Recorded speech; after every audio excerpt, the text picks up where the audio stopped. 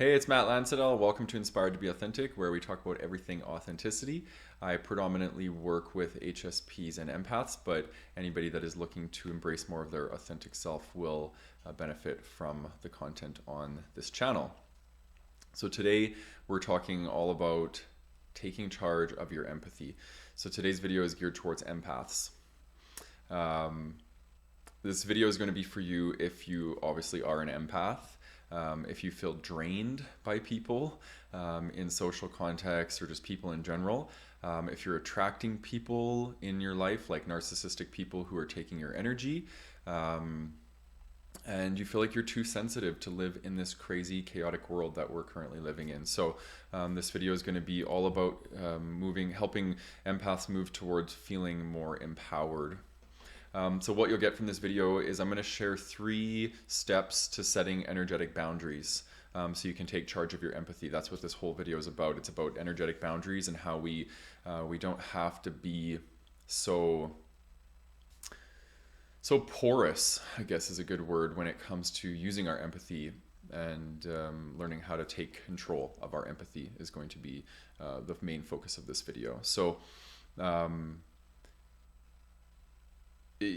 let's begin with first talking a bit about what empathy is. So empathy, from my point of view, is going to be being sensitive to the feelings and needs of other people. For example, highly sensitive people tend to possess empathy, high empathy, but it doesn't mean they're an empath. The difference between being an empath and having high empathy is that empaths tend to do something called empathic healing. Whether they know it or not, their system is very large. Empathic people were born with large energy systems, and we come into this world to help elevate the consciousness of humanity. So we help people clear out dense emotions. We help people transmute. Transmute is probably the best word when it comes to thinking about empathic healing. We're transmuting people's emotional energy and helping them clear and make space inside themselves. So that is the gift that we have been given as empaths, and when we don't understand our gift, it can be very, very exhausting, and it can feel very confusing. It can feel overwhelming. So one of my purposes on this planet is to teach people the skills that I've learned, how to become an empowered empath, so we aren't constantly leaking our energy out to people, and that we can take charge, and we can understand when we're empathically healing and when we don't want to, and we actually learn how to take control of it. This is often not talked about. I think people just think that, okay, I'm an empath, so that means that I have to be, that I have to just do this. My system just takes over. But human beings are blessed with free will. So even though you might possess high empathy, you still get to say whether or not you want your system, right, to be empathing for people. So this is what I want to talk about today. So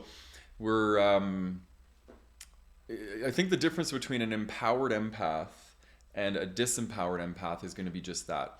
An empowered empath knows that they can set boundaries, whether they're personal, relational, or energetic boundaries, that we use boundaries as a way to maintain and stand in our power. And a disempowered empath is somebody who is allowing other people to dictate what they need from them, and then they are just basically giving it over. So boundaries is going to be obviously the most important thing here. It's really important to note that people can't leech off your energy system without your consent. Okay, so this is all about taking responsibility here, because yes, you were born as an empath, but yes, you were also born as a human being with free will. So you get to choose whether or not you want to be giving your empathic healing abilities away to people without your consent. So I want you to understand that here, that we have the control to be able to do this. And I think a lot of us as empaths, we come from family systems where we developed codependent relationship patterning, and I think that's what a lot of us struggled with is this aspect of what is empathy. It's being sensitive to the feelings and needs of others. Okay, so when we have this sensitivity, it can become quite, I guess in childhood it would become quite maladaptive because we aren't tending to our own needs. Empaths tend to be very other centric. We focus a lot on other and their energy, and what that does is it creates this codependent relationship patterning where we're the savior. We're saving other people from their emotions, and we're the ones that are needed by other people, and then we end up attracting people like that are narcissistic and people that take from our bucket and they don't replenish it. And I just think that, you know, when you get to a place in your life as an empath where you're just like, enough already, I want to start to develop worthiness within myself.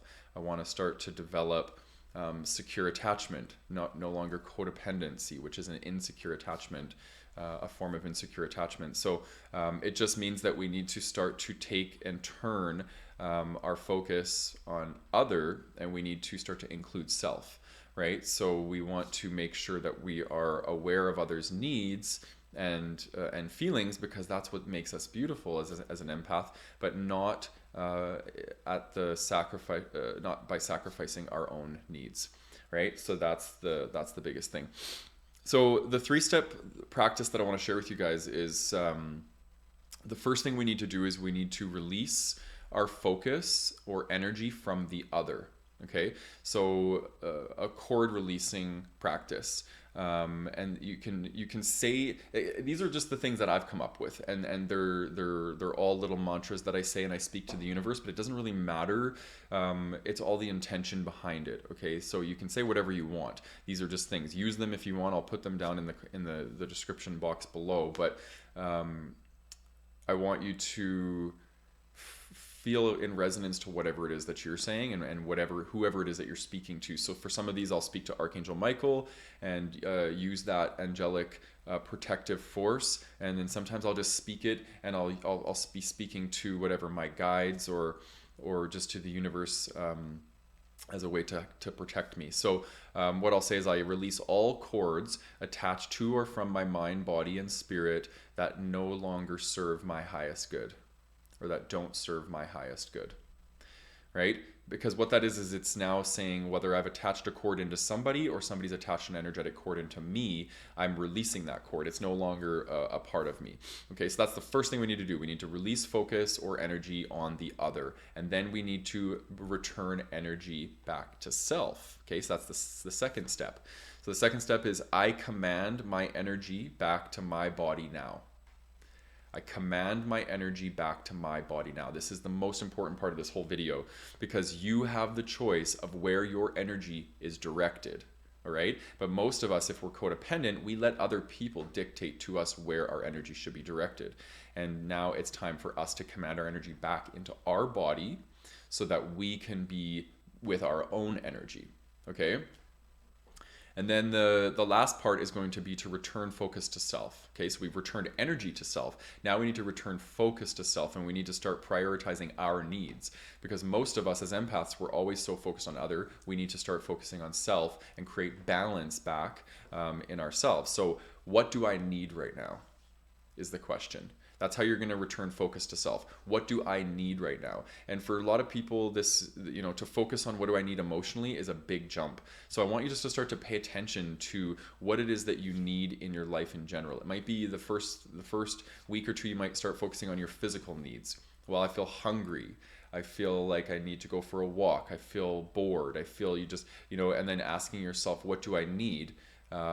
Okay, well, I need to eat. I need to have a nap. I need connection, right? Start being more mindful of your needs instead of the needs of others, because I think this is a big game changer when it comes to becoming an empowered empath versus a disempowered empath. Is an empowered empath is focused on their needs first, and then focusing on others' needs second. All right, and that's because really at the end of the day, we can't take care of others, we can't empathically heal others if we are constantly drained and if we're feeling like shit all the time. It's just not going to work. So yeah, now I want to hear from you. So as an empath, I'm curious, what are um, what are you leaking your energy to?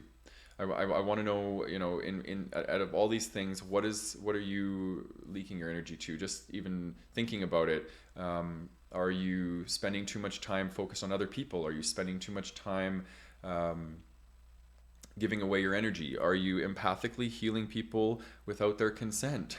Right, that's another thing that we do as empaths.